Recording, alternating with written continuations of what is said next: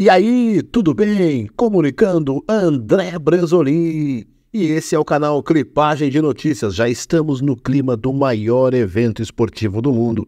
E por isso agora tem o especial Olimpíadas. Hoje o papo vai ser sobre futebol feminino e para isso vamos conversar com uma especialista da modalidade, Andreana Chemello, comentarista e repórter da Rádio Web Rádio Inferno. Tudo bom, André? Muito obrigada por participar. A gente espera ver uma evolução do que a gente viu na Copa do Mundo Feminina em 2023. Em 2023, o Brasil teve muitas dificuldades, tanto que acabou ficando para trás num jogo em 0-0 com a Jamaica. O Brasil acaba sendo desclassificado na fase de grupos e foi uma grande decepção, porque se tinha uma certa expectativa de que o Brasil chegasse pelo menos numas quartas de final. Acontece que o Brasil mudou de técnico, agora o Brasil tem o Arthur Elias no seu comando e que gera novamente muita expectativa em cima dos brasileiros, porque é o técnico que venceu todos os títulos possíveis nos últimos anos com o Corinthians. O Arthur Elias, ele fez algumas mudanças do time da Pia para o dele, é um time um pouco mais ofensivo, é um time que continua tendo como prioridade a questão física, que a Pia começou a implementar e que será muito importante nessa Olimpíada, principalmente por ter adversários muito fortes, mas o Brasil continua com algumas dificuldades, como, por exemplo, a criação de jogadas para que essa bola chegue redonda, perfeita, para que as atacantes façam a finalização correta ou para que elas tenham essa decisão assertiva no final, no último terço do campo. O Brasil ele acaba tendo essa dificuldade, às vezes chega a bola lá na frente e as jogadoras não ultrapassam, não tem uma triangulação a mais, ou a decisão de chutar acaba sendo errada porque tem uma jogadora pedindo a bola e vice-versa. Então, essa questão da criação e da finalização, ela vai ter que ser melhor da última Copa do Mundo para essa Olimpíada. E o Arthur Elias está treinando. Pois é. Essa é uma preocupação que a gente viu no Mundial, que o Brasil não soube ganhar da Jamaica. O Brasil tentou, o Brasil foi mais ofensivo, mas efetivamente ele não construiu um número tão grande de jogadas ofensivas, de situações de gol, para que a gente pudesse marcar os gols necessários e não passamos pela Jamaica, que é uma seleção que sequer está classificada para o Mundial. Mas eu quero te perguntar o seguinte, quando a Pia assumiu a seleção brasileira e preparou para outra Olimpíada de Tóquio, e depois foi até o Mundial no passado, se tinha grande expectativa em cima dela por toda a história dela, não apenas de vencedora, mas pela filosofia de futebol internacional, futebol, quando eu falo do naipe feminino, que a gente sempre dizia que o Brasil precisaria disso para poder justamente incorporar as atribuições e as qualidades que a nossa seleção antes não tinha, mas que são fundamentais para que a gente possa chegar realmente em condições de disputar e ganhar uma competição como a Copa do Mundo ou como as Olimpíadas. O que faltou nisso aí?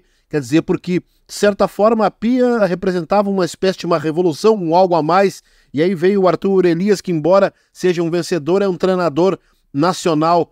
Como é que fica isso? Como é que tu pode explicar isso, Andreana?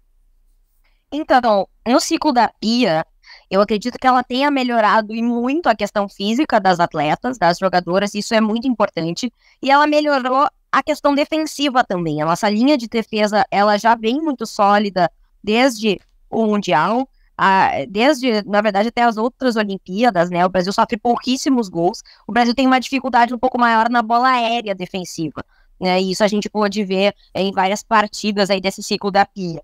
Com a chegada do Arthur Elias, ele resolve arrumar um pouquinho a outra parte, que é do meio para frente, que eu acho que faltou lá nas decisões da Pia no ciclo anterior. Então, com o Arthur Elias, ele é um pouco mais aberto, assim, ele é um pouco mais ousado, digamos assim, ele não é tão fechadão, né, não é um cara tão tradicional. Ele acaba botando o time para frente e que voltem para marcar. Então, a gente provavelmente vai ver as laterais atacando bastante, né? A gente tem a Tamires pelo lado esquerdo, que é uma jogadora que ele utiliza muitas vezes como meia, ou até como uma ala, uma ponta esquerda. Então, a gente vai ter essas laterais avançando muito, e a gente vai ter, claro, essas meninas lá da frente precisando finalizar mais em gol do que finalizavam com a Pia. Tiveram algumas mudanças, né? Não vamos ter a Bia Zanerato por conta de uma lesão, não vamos ter a Debinha, que a gente já estava acostumado há muito tempo, mas vamos ter meninas mais novas agora, tem talento surgindo, tem a Jennifer, tem a Priscila, que foi como suplente, mas que poderá ser relacionada. Então, a gente vai ter algumas mudanças relacionadas também à geração que o Arthur Elias está implementando na seleção. Tá começando a levar outras meninas um pouco mais novas. Tá, e em função disso, Andreana, se a gente analisar de um modo geral o grupo do Brasil que enfrenta a Nigéria, enfrenta a Espanha, enfrenta Japão, é um grupo difícil, né? Até porque a Nigéria, no Campeonato Mundial do ano passado, da Copa do Mundo, ela classificou num grupo em que o atual campeão olímpico, o Canadá, ficou de fora. Então, quer dizer, já não é considerada uma seleção fraca. Então, que análise geral que tu pode fazer desse grupo? O Brasil tem reais chances de passar nesse grupo e passar bem. Quando eu digo passar bem, é não passar entre os melhores terceiros ali, para que não pegue um confronto tão forte já na fase eliminatória, que é a fase seguinte. Olha, é difícil, né? Porque primeiro que a Espanha é a atual campeã mundial. Então, já fica difícil, né? O Japão, muitas vezes, já chegou longe. Já foi vice-campeão algumas vezes também. Já eliminou o Brasil em Olimpíada, em Londres, né? 2012. Exatamente. Bem lembrado. É uma equipe que as jogadoras estão acostumadas com essas grandes competições. E tem a Nigéria, que foi uma grande surpresa no último Mundial. Eu acho que o Brasil vai se classificar como o melhor terceiro, tá? Eu não tenho uma grande expectativa de classificação em primeiro ou segundo lugar, justamente por esses desafios, principalmente contra a Espanha e Japão. Então, é importante que o Brasil consiga fazer pelo menos 3 pontos nesse grupo, porque precisa se classificar, e aí mata-mata é outra coisa, né? É outra competição, né? É outra competição, daqui a pouco tu acaba eliminando o adversário que é considerado mais forte, às vezes tu tem mais sorte, às vezes nos pênaltis, enfim, aí é um pouco de loteria também.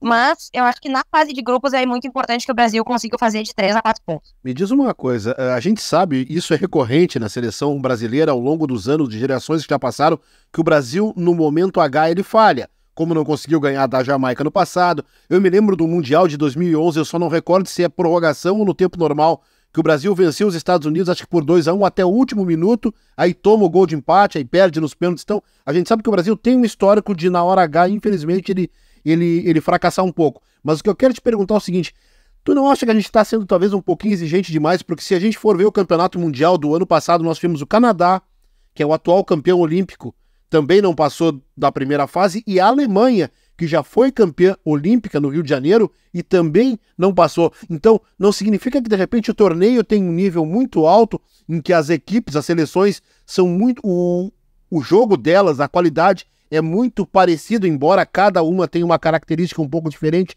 Não significa que isso pode também dar um pouco de esperança ao Brasil de que um mau resultado no ano passado no Mundial não seja decisivo para colocar a gente fora de qualquer chance de brigar até por uma medalha? Com certeza, André. Eu acho que tem situações e situações, e o Brasil vive um novo momento agora do que viveu naquele momento do Mundial, né? O Brasil agora tem um novo técnico, tem uma nova comissão técnica inteira, tem jogadoras que não estão mais e tem jogadoras que começaram agora. Então, eu acredito que tudo isso são fatores novos que podem fazer o resultado ser melhor do que na Copa do Mundo. Eu fico um pouco decepcionada com os últimos anos do Brasil no geral. O Brasil não tem conseguido chegar longe nessas competições, né? Acabou chegando ali na 4ª colocação, mas não conseguindo uma medalha, né? E eu acho que isso pode acontecer esse ano. Eu vejo o Brasil como bronze esse ano, tá? Isso é um ótimo prognóstico. Porque assim, né, ó, uma coisa que me impressiona é o seguinte, eu sei que o futebol, ele, em nível mundial, ele subiu, ele se pulverizou, tanto que tem seleções até que não estão nessa Olimpíada e que eram fortes, como a Noruega. Mas o que eu quero te perguntar é o seguinte, antigamente o futebol brasileiro, o feminino, né, não tinha incentivo algum. De alguns anos para cá, ou já vários anos, o incentivo vem existindo, algumas das principais jogadoras até jogam em equipes de ponta ou equipes bem qualificadas do exterior, mas por que será que isso não tem se traduzido em resultados para a seleção brasileira? Pois é uma questão a gente analisar, assim, porque realmente o Brasil está crescendo, as jogadoras estão começando a ter as suas oportunidades, estão indo para fora, jogando em equipes muito fortes na Europa e nos Estados Unidos, principalmente. mas a gente não vê na seleção esse resultado, né? Eu acredito muito que seja pela geração que ainda tá ali na seleção. Eu acredito que a próxima geração que vem, que é a geração que hoje é sub-20, né, e meninas que estão aí com no máximo 23 anos, até um pouco menos, né, são abaixo ainda de sub-20, mas tem 18, 19, essas meninas, elas já vêm com base, com categorias de base, coisa que as meninas atuais ali não tiveram, né, não todas, claro, porque a gente já tem meninas ali que foram para seleções de base, mas em sua maioria são meninas que não tiveram os mesmos investimentos das que estão começando agora, das que estão crescendo agora. Então eu acredito que daqui talvez no próximo ciclo olímpico ou na próxima Copa do Mundo, né, até a Copa do Mundo que será no Brasil em 2027. Vai ter jogo em Porto Alegre aí. Vai ter jogo no Beira-Rio. Eu acredito que esses sejam momentos que o Brasil vai chegar melhor nesse momento a gente estar vendo o salto da modalidade.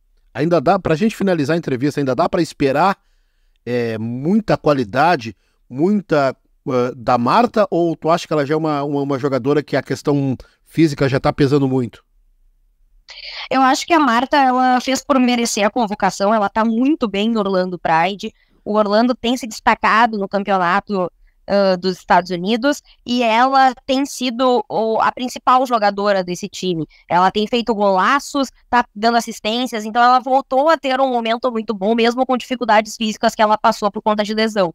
Então eu acho que a Marta fez por merecer, acho que ela pode sempre ser um diferencial, querendo ou não, ela foi a melhor do mundo por muitos e muitos anos, e merece essa chance de encerrar o ciclo dela na seleção, quem sabe com uma medalha. Tá certo. Andreana, muito obrigado pela tua participação, pela tua análise. Vamos torcer então pelo sucesso do futebol feminino do Brasil nas Olimpíadas de Paris.